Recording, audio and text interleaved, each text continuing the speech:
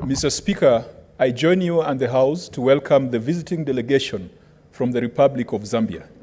While he was doing a similar feat, the Senator for Tana River, Senator Danson Mungatana, made an appeal on behalf of his sons. Knowing him very well, I believe that that appeal must have been personal for a wife from Zambia. And so the delegation should take it as such. Mr. Speaker, I admire Zambia because when there is food insecurity in Kenya, the conversation turns towards getting food from Zambia. And I know that the honorable members from Zambia will know that Kenya admires the measures that Zambia has put in place to ensure food security, to ensure production of maize, which is a staple food here in Kenya. And in the political conversation, there have been some comments that perhaps Kenya should start getting her maize from Zambia, or Kenya should get land in Zambia to produce maize in mass quantities. I don't think the solution is in exporting or importing food from Zambia. The solution lies in partnerships within the existing multilateral arrangements for us to share ideas. And now that the delegation is here in Kenya, I hope that the Agriculture Committee can commit to have a conversation with the honorable members just to get a good understanding on what Zambia did as far as policy and legislation is concerned to get to a point where a rich agricultural country like Kenya is looking at Zambia for food security. Mr. Speaker, we also admire the democratic credentials and practices in Zambia. Zambia has had several closely contested elections. Mr. Speaker, some of the elections have been called with very, very slim margins, margins even slimmer than the ones you have seen in Kenya. We respect the maturity with which the people of Zambia have conducted themselves.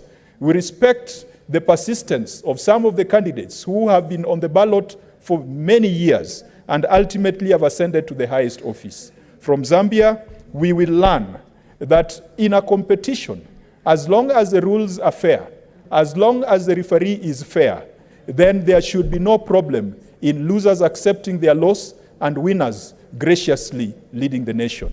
Finally, Mr. Speaker, Zambia is also a case study on what infrastructure can do and the kind of decisions African countries must make as far as infrastructure is concerned. When we were in school, the Tazara Railway was a subject or was a topic that we discussed.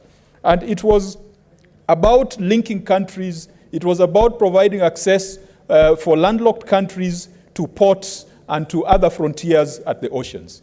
Mr. Speaker, Kenya at this particular point in time is having a conversation on whether our investments on infrastructure are the right one. Mr. Speaker, if I get an opportunity to meet the distinguished leader of delegation and the Speaker of the Assembly and those very distinguished leaders from Zambia, it would be important for us to share the experiences, particularly with aid from China as far as infrastructure is concerned, with aid from other countries, and how that can impact on Kenya. So, Mr. Speaker, I join you in welcoming this delegation, and I want to assure the delegation from Zambia that even though our economy might seem to be bigger, even though our GDP might seem to be bigger, but there are a lot of lessons in terms of politics, in terms of planning for food security, in terms of managing resources, in terms of infrastructure management, in terms of foreign policy that Zambia can teach Kenya. I wish them a fruitful stay, and I want to assure them that this is a long weekend. Monday is a public holiday. They should not be in a hurry. The senator for Nairobi would have become the minister for entertainment in a Raila Odinga government. And so I hereby order Senator Sifuna to ensure that the Zambian delegation is well entertained, well lubricated, and well taken care of. Thank you, Mr. Speaker. Senator Kajwang, thank you for your warm welcoming remarks. Kindly proceed to withdraw the fact that Monday is a public holiday.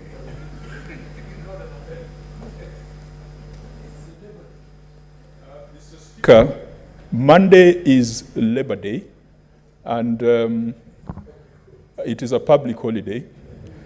Our other public holiday will be in the subsequent Monday. Thank you. Mr. Speaker.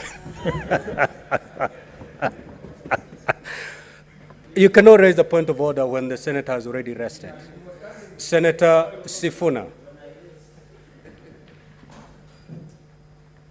Mr. Speaker, allow me to prove my credentials first as Minister for Entertainment and advise my brother Munga